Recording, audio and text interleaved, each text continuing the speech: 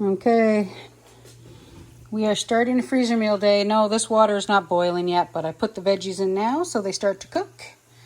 This water's boiling, lasagna noodles, and the last of that Fiorelli pasta for some macaroni and cheese. Let's start these freezer meals.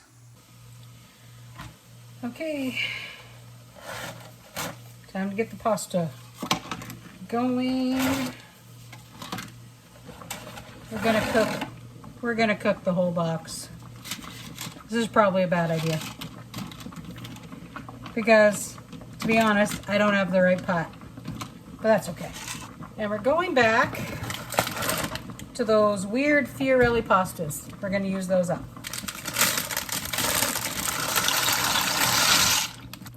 We'll let this come back to a boil, and then we'll start on the sauces.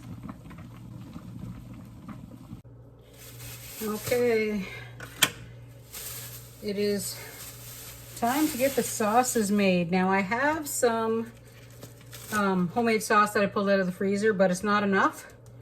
So one of our little half-price fabulous finds, we're gonna basically make a little more sauce. We have medium, we have some old, and we have some marble. I'm using all three. The old and the medium give a fabulous flavor. The marble though, because it's that mix of like a white cheddar and stuff, gives it a really good stringy. So I know this seems like a lot of cheese, but we are also going to be making 4 macaroni and cheese plus some cheese sauce to go on tonight's potato casserole. Okay, so this is actually leftover garlic butter from when we made spaghetti the other night. And what better use for the leftovers than macaroni and cheese? Just saying. So we're gonna put some onions for our macaroni and cheese. And the rest of this is going in for our pasta sauce.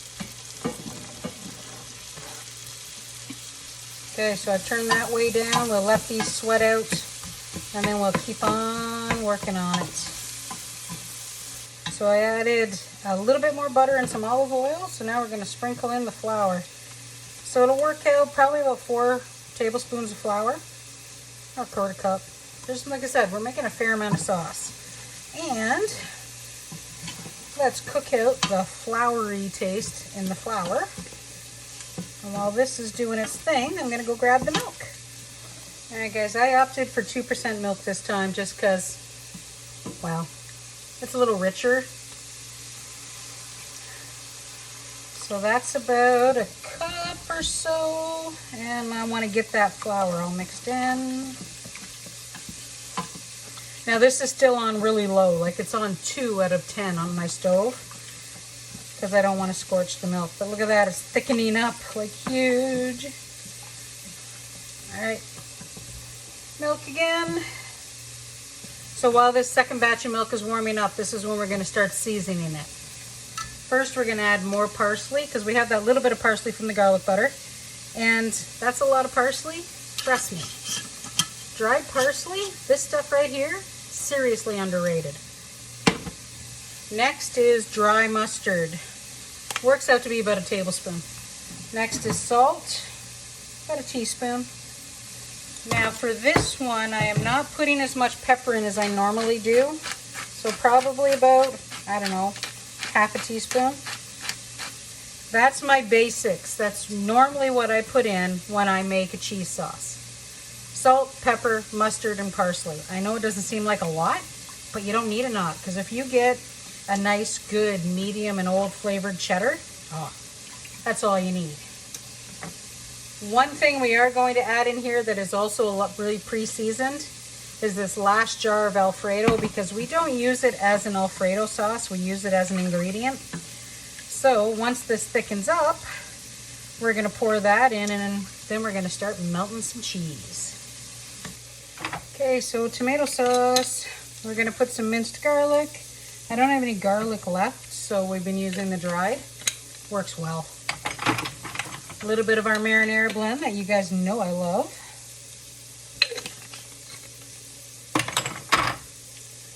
A jar of our tomatoes.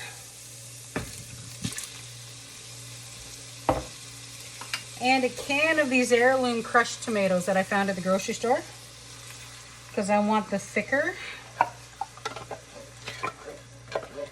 All right, now let me get some water. Sounds weird, I said I wanted the thicker, but I'm adding water. But mostly I don't want to waste the stuff that's in that can. And the last thing is our homemade spaghetti sauce from the freezer. Now originally I was only going to make 2 lasagnas, and then I changed my mind. And then of course if there's any left, I'm just going to put it right back in the freezer. So these spaghetti sauces, there's not a lot of beef in these either. It's mostly veggies. I've got onions and peppers, of course, in both. But that other spaghetti sauce is 2 bags of zucchini in it. So we're gonna let this come together and simmer a little bit and let all the flavors come together. It's just about there, so I can actually start adding the cheese now. 1 handful at a time. Oh, look at the cheese. All right, so we have the pasta and we have the veggies. All right, let's try and do this without wearing it or dropping it absolutely everywhere, just like that.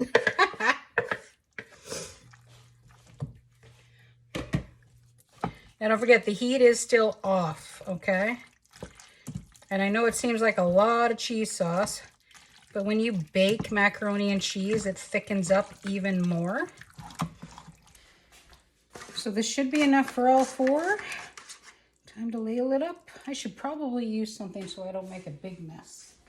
All right, so the last thing, guys, is there's 2 that are a little more full than the others.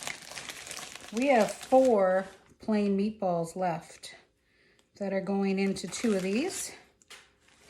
These are just plain meatballs that were in the freezer, and we're still cleaning everything out. Okay, so that's the macaroni and cheese done. Now I just have to let the sauce cool down, and then we'll get these lasagnas built too.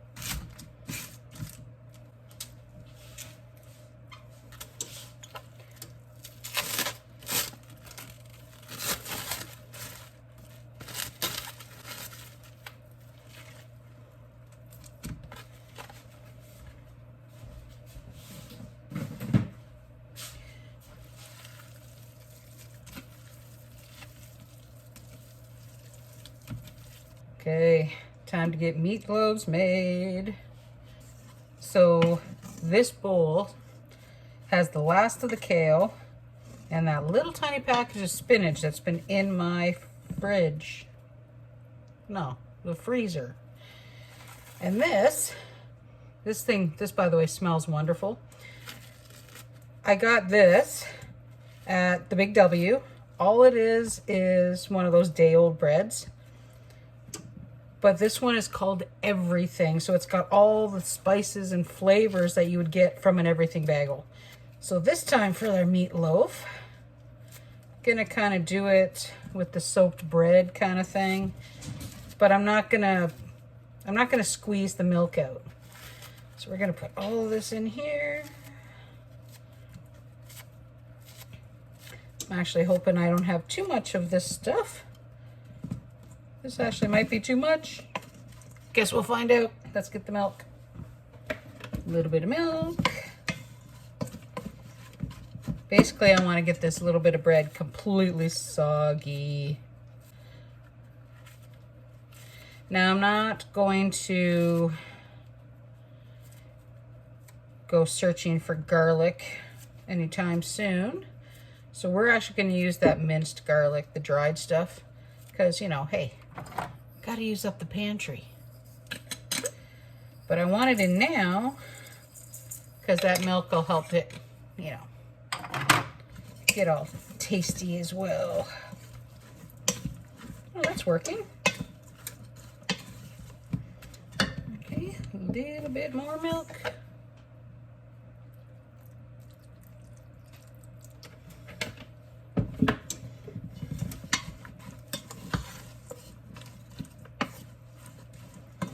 It's coming along wonderfully, guys. Wow, look at that. Now, if you don't like bread in your meatloaves, don't put bread in your meatloaves. If you're a bread, I don't know, breadcrumb person, put breadcrumbs in your meatloaf. If you don't want the bread at all for the moisture to fill it out a little further, don't put the bread in. To be honest, you can do meatloaf whatever you want. We grew up with meatloaf. It was ketchup, breadcrumbs, an egg, salt and pepper. That was it. But I like to play as opposed to cutting up an onion. So let's put some toasted onion in there. So this thing, a tablespoon works out to be about an onion. Maybe a little over. I'll link those products for you down below. I use a lot of these. You guys already know that. Especially if you really don't have the room to store garlic and onion. Those things are wonderful. All right, that doesn't look too bad. Let's get the rest of this ground beef in there. And we have a half a cup of plain tomato sauce that was in the freezer. No ketchup, not this time. Last thing we need is the egg. And then the meatloaves are almost done.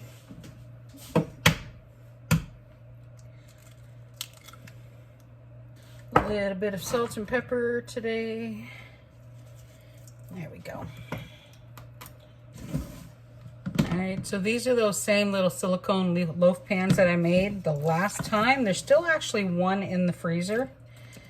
But since we are officially starting in on garden season, I really, really wanted to get some more good meals in the freezer. And I never make the same meatloaf recipe twice. There is always a green veggie in there for my iron, because we've talked about this before. I mean, I am slightly anemic, and the deep green veggies are perfect for that kind of mess. Fill these up as full as I can, and there's actually a little bit left. So maybe we'll make a quick burger for Freddie for lunch with the rest. Either way, that's not going to waste. Alrighty, don't forget, label your stuff. These go in the freezer bag. They will be frozen and then cooked when we're ready for them. There we go. Meal number 3 is done. Meal number 4 on the way. Alrighty. So I decided I'm just cooking the veggies in the pan. That's one of my deep-sided pans because we're going to mix all the filling in for the shepherd's pie in here. But peas and carrots and some corn will be going in our shepherd's pie this time.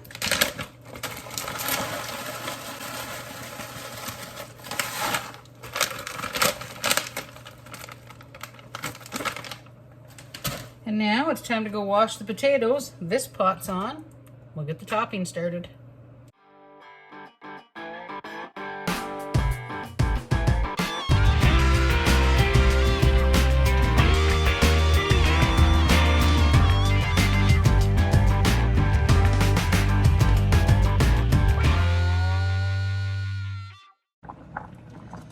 Okay, potatoes are nice and soft and mushy. turn those off. Let me go drain these guys. I'll be right back. These are seriously soft and mushy. These are waxy red potatoes. I did not peel them because I like the skins. So we're gonna put some dried parsley. Probably more than you guys like, but that's okay. A little bit of granulated onion. Oops. And a little bit of granulated garlic. There we go. And this is a half cup of cream cheese. And last thing is a little bit of salt and pepper.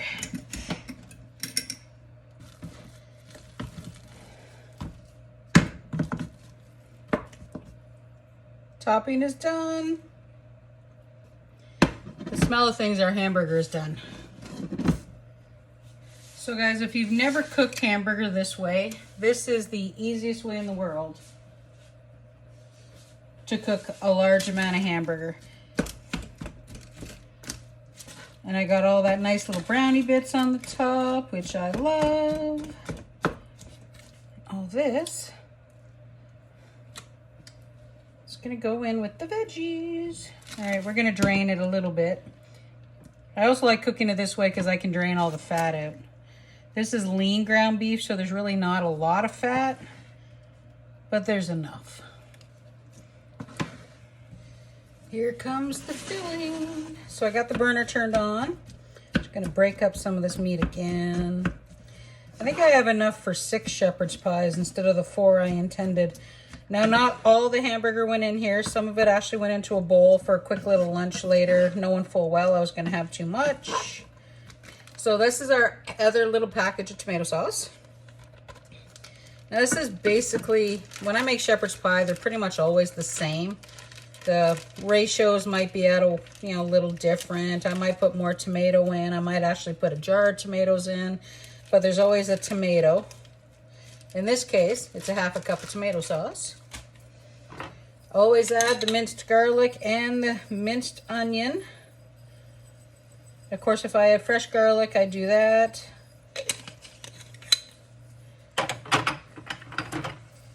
And if I had enough onions, I would have also used fresh onion. I was gonna pull out a jar of the chicken stock from the freezer for this, but I decided to stick to the regular recipe, which is beef stock, or I also pulled this out. If you've got this kind of stuff, use it. I just realized a good way to put our veggie ratio back up. The mixed veggies from the pantry. If we're gonna make stuff,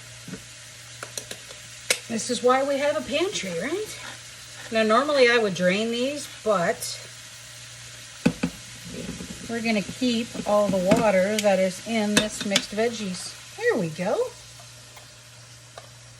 That brings our veggie ratio back up a little better. All right, beef stock time. And it's not my shepherd's pie without some Worcester sauce.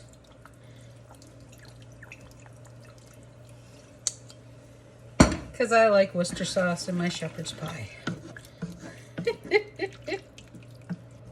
Okay, I'm gonna let this simmer, then we'll finish it up. Oops.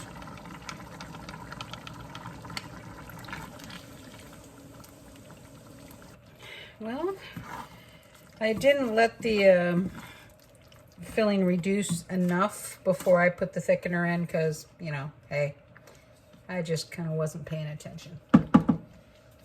It happens. But this filling needs to be cold before we put the potatoes on, so into our containers we go. Okay, so these just need to get cold. I'll put them over on the island. And once they're cold, the fabulous potato will be on. We'll just put the potato on top, put them in the freezer. Now, I know I have more potatoes than I need, but that was actually on purpose because I really like the potatoes that we make for the shepherd's pie, so I'm probably gonna have some for lunch. So, be back in a bit. Alrighty, that's everything nice and cold. Now it's to put some potatoes on these shepherd's pies.